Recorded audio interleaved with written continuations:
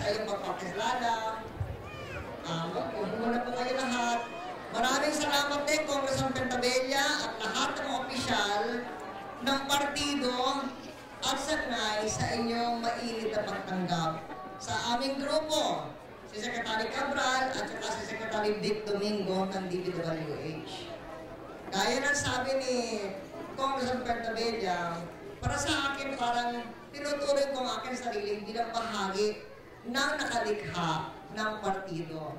Gawa ng kung ginawa ni Congressman Pentabella ang batas sa House ng Partido Development Authority. Ako po ang author ng Partido Development Authority sa Senado po. Kaya po akong partner. At nung ako ay naging Pangulo, yung potensyal ng PDA. Naalala ko, ganito, na inilonggerate natin ngayon, yan ay merong pautang sana nung hindi pa ako nakaupo. Kaya lang ang problema, yung mga nakaraan, pag-utang, akala na hindi na kailangan ilagay sa budget. Pero kailangan pa rin. Kasi, ang prinsipyo ng budget doon, kung halimbawa 1 trillion ang budget, ang pera natin ay 700 billion lamang, 300 billion ay pautang. Pero kailangan nasa budget pa rin. Kaya, dahil ako ekonomista, ako rin po bilang Pangulo, alam ko yon. Na kahit na utang, hindi yun over and above the budget. Kailangan bahagi ng budget. Kailangan isama sa budget. Kaya sinama natin ito. Itong Sanay TV Road doon sa budget. Kaya meron kayong kasama. At isang importanteng dahilan din kung bakit importante ng kalsada nito ay bahagi doon sa tinatawag kong programa ng Super Regions.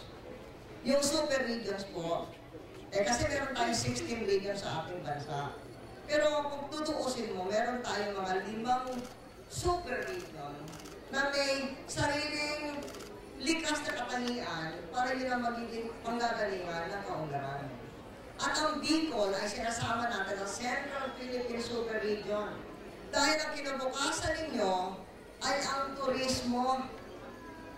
Ang maganda na inyong mga baybay. Meron kayong atulayan dito.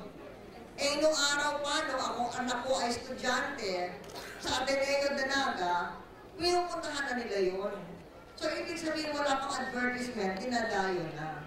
Lalo na kung ituloy sana yung tinatawag na super region para sa ganon, yung atulayan ay talagang maging sanhit ng kaunlaran ng Sagnay at ibang bahagi ng Southern Partido District.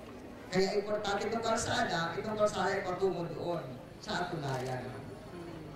Ngayon po, importante rin na kung meron tayong economic activity gaya ng turismo, kailangan din naman meron mga serbisyo para sa pinakamahihirap. At itong serbisyo na ginawa ng ating pamahalaan ay yung para sa kalusugan, yung murang gamot. Nung hinahanda ko ang pagbisita ko dito, nalaman ko na wala na pala kayong botika ng barangay dito. Pero meron dati, tinayo ng Parish Pastoral Council.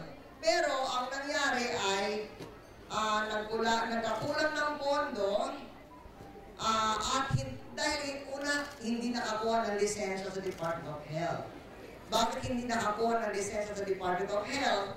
Dahil kailangan para magkaroon ng parmasya, dapat may pharmacist.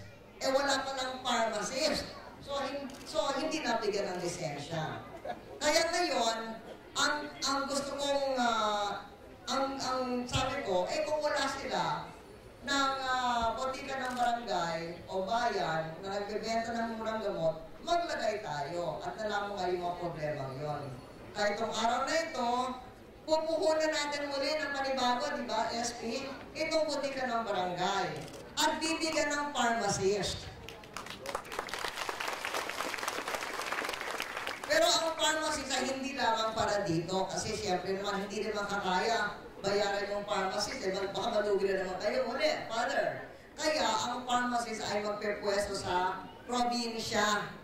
Bayad ng national government, pero nakaupo sa probinsya, sa Kapitolyo, para lumibot sa mga bayan na walang pharmacist para magko-comply sa requirement na may pharmacist kayo.